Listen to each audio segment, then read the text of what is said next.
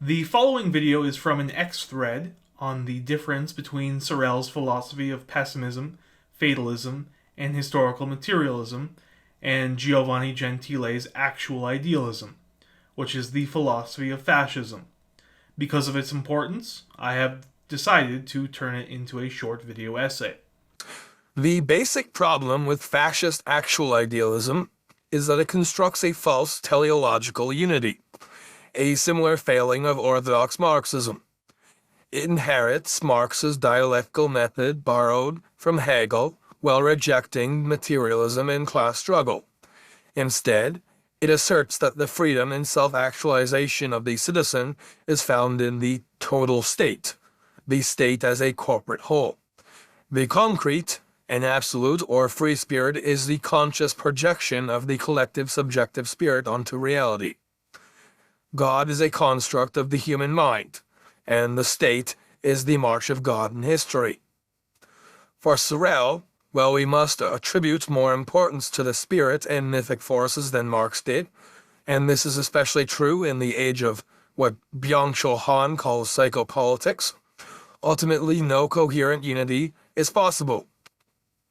Social analysis is compelled to follow along the lines of a diremption. Multiplicity is contrasted to biological unity that comes as a false intuition from the natural sciences that do not make sense for the social world, which is riddled with antagonisms. Society is not a corporate in its organic state.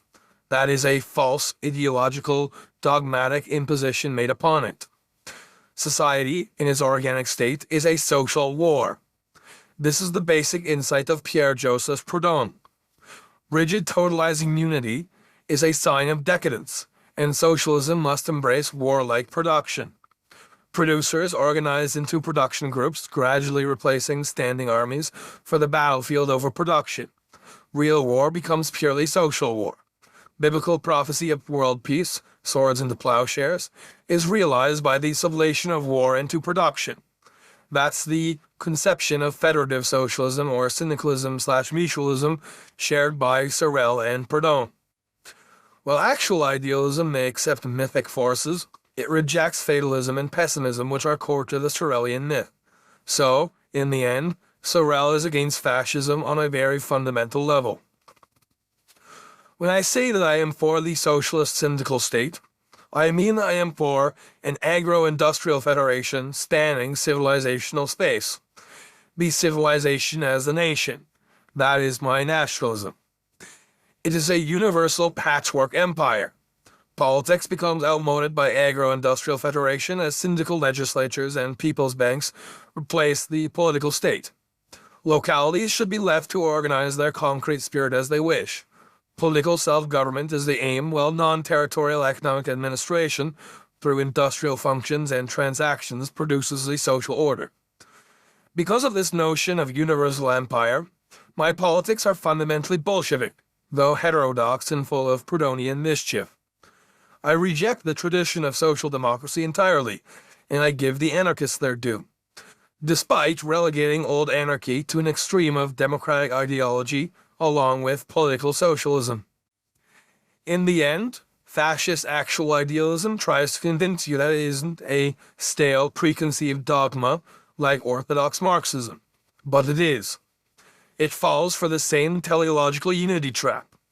Sorel and Berth were correct to side with the Bolsheviks. The Bolsheviks fundamentally transformed the polity as we know it. It was the highest form of political organization. Not yet agro-industrial federation, but close enough. Bolshevism contains the creative metaphysical fire of innovation. Fascism is a hollow, preconceived dogma. The funny thing about actual idealism is that it is literally just this kind of hippie, we are all one and everything is a social construct, man, at its core. There's no historical contingency to ideas that give rise to their success. The concrete spirit, which is law, civil society, and the state, does not arise out of material necessity to address basic human needs or wants given a state of material conditions. It is simply a projection of the collective subjective consciousness. If the concrete spirit is in a state of decadence, it is because the soul of the people is weak. Therefore, violence becomes necessary to literally beat the public into some kind of teleological rejuvenation. But this is not Sorelian proletarian violence. There is nothing heroic or mythic about it. It is merely like hygiene or medicine for the spirit. It's like taking drugs to free your mind or something. Fascism is fundamentally heroin or meth, or some other drug. At the end of the day, the fascist political order is another enlightened despotism like the Jacobins, just without the world historical impact. It is bourgeois politics full of superstition and dogma. Again, the real core of Sorel is fatalism and pessimism. The approach to idealism or materialism is not favoring one over the other, but harmony and balance. Our social reality is determined first by what humans can even perceive according to their biological limitations first, and then as ideal and material elements following from that. Not substance dualism, but a monism of grinding gears and failing components. Sorel's materialism is one of multiplicity, not teleological unity.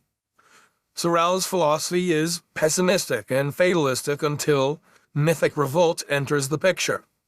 Myths are expressions to act that are vague enough to adapt to historical circumstances, not fixed ideas or blueprints like utopias, or spooks, or even pure ideology, if you will.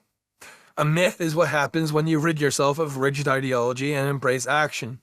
Sorel's Marxism is fundamentally a Marxism of action, not just sitting back and analyzing the world.